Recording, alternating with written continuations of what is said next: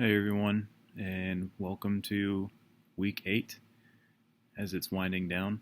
This is the last assignment that I'll be submitting, aside from the quiz, and we're running out of time, so I'm going to make this short and sweet, and hopefully straight to the point and easy to follow.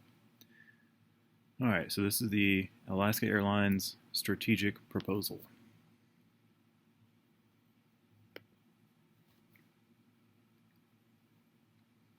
Alright, a brief overview.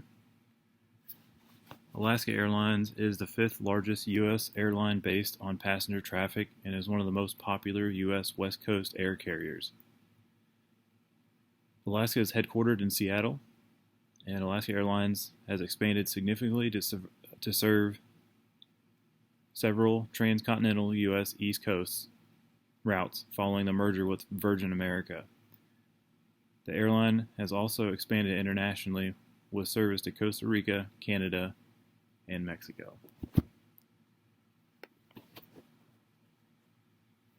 Company stock. There was no 10-year option, just max, so this goes back pretty far. The earliest I can see here is 1990.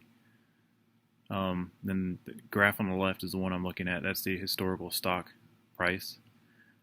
And around 2010, that's when stock prices started going up. I'm assuming that's because that's when they started offering additional routes to the East Coast and also some international routes.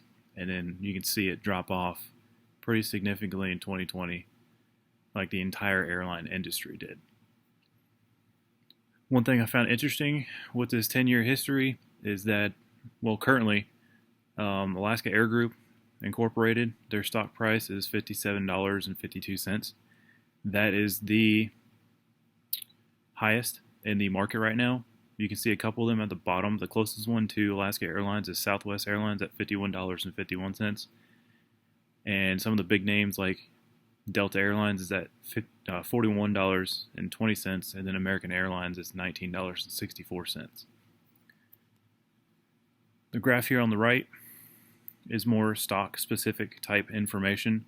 I included this because on there is the beta, which is at 1.35, and I think this is very telling about the uncertainty of the airline industry moving forward.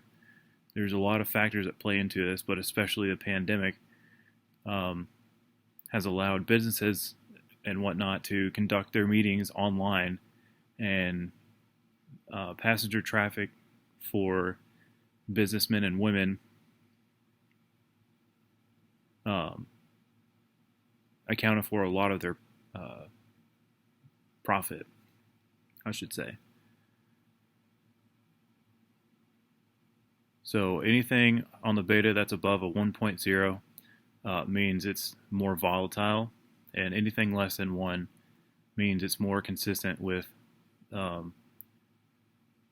the Dow and the S&P.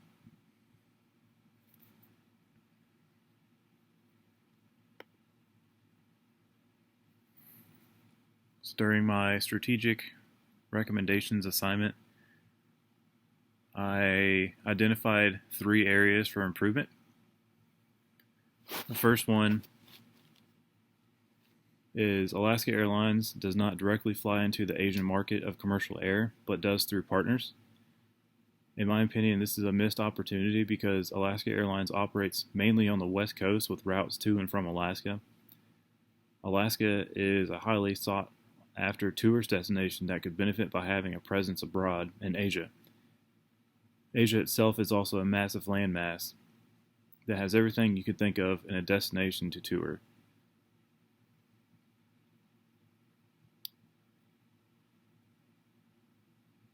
Just East and Southeast Asia alone is roughly 60% bigger than all of Europe and more spread out. Adding the Asian market will also close the gap with some of the bigger names in the business like Delta and United. Alaska Airlines could also capitalize on the Asian market by offering connections at all the busiest international hubs in the U.S.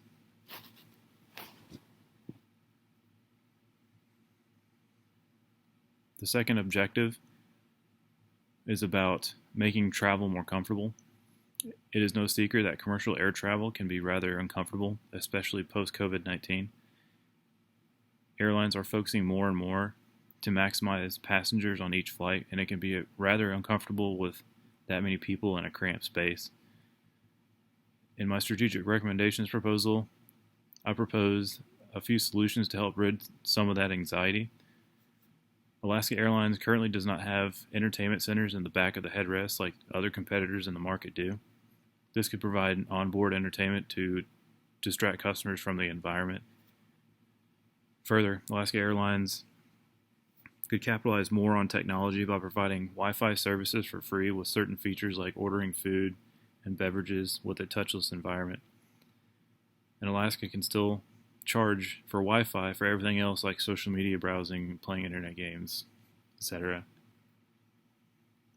The third objective I identified is something that they're currently testing, and that's adopting AI technology, which is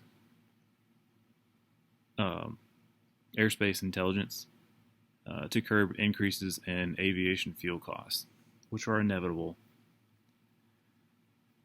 With the passing of the new infrastructure bill, there is a stipulation on the energy industry that will fine them for too much methane byproduct. If these oil companies are not able to keep it under control, expect jet fuel prices to increase to account for profit loss. This will ultimately drive up airfare prices and affect the company's bottom line. I'm proposing to adapt to some new airspace intelligence technology that will also cut carbon emissions. This technology is currently being tested, like I mentioned before, and should permanently be implemented moving forward.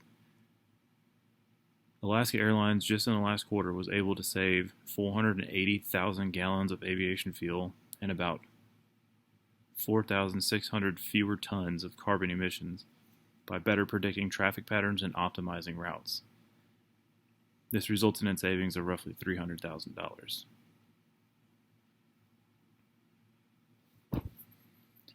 And I believe that was my last slide. Here are my references. And I enjoyed working with y'all the last 8 weeks in the class. And good luck.